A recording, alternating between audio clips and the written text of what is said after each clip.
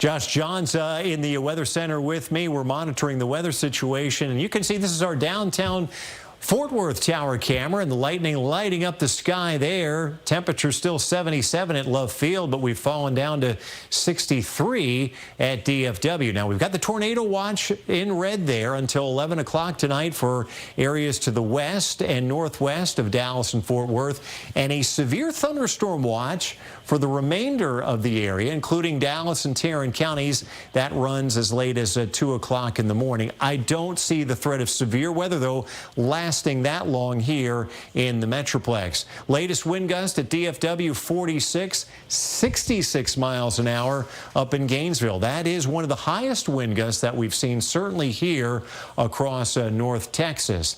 Here's a look at the radar now, and at this point in time, I'm going to let Josh run the controls, but I do want to run down the warnings here for you. The newest flash flood warnings that have been issued for Denton County, Collin County, Dallas County, Tarrant County, all now under flash flood warnings, in addition to severe thunderstorm warnings. So you can see the leading edge of the line here, tracking into western Collin County, swinging back into the Coppell area, Arlington, Mansfield. Josh, if you would, let's track this portion of the storm heading eastward through Collin County, roughly at about a 40-mile-per-hour pace or so, just to give an idea of the estimated arrival times there. And he's going to take that all the way down into northern Dallas County as well. So Irving at 9:58. Plano at 10:05, Murphy at 10:15, Garland at 10:21, Rowlett at 10:27. Now, the winds not quite as intense as they were earlier this evening, but we could see those winds peak out at about 60 miles an hour as we head a little farther southward. These are torrential downpours, no doubt about it, in Irving, the Las Colinas area, heading back towards Arlington, into southeast Fort Worth. Now, let's go ahead and track this one as well, if you would, Josh. Extend that to the east to give some more estimated arrival times for southern portions of the Metroplex. So we take that out eastward. Grand Prairie 10:03, Cockrell Hill at 10:13, Oak Cliff at 10:20, and DeSoto at 10:24. And we're looking for the same thing. Winds may be peaking out as high as 60 mile per hour in gusts. We're not seeing any indications of any large hail. So if we do see hail, it's going to be the smaller variety.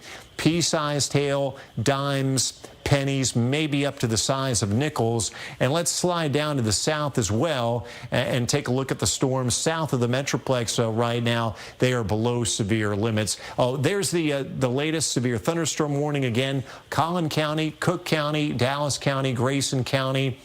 Again, we're looking for less than 3/4 of an inch of hail, but wind gusts that could be on the order of 60 miles an hour. These are strong. I would characterize them as maybe producing up to 40 to 50 mile per hour winds. A lot of cloud to ground lightning in Johnson County there. In fact, from our chat session, we are told that there was one home struck by lightning in Bridgeport that left a hole in the roof, and another home in the small community of Aurora that was also struck by lightning. So that is a threat with these. They are producing quite a bit of cloud to ground lightning.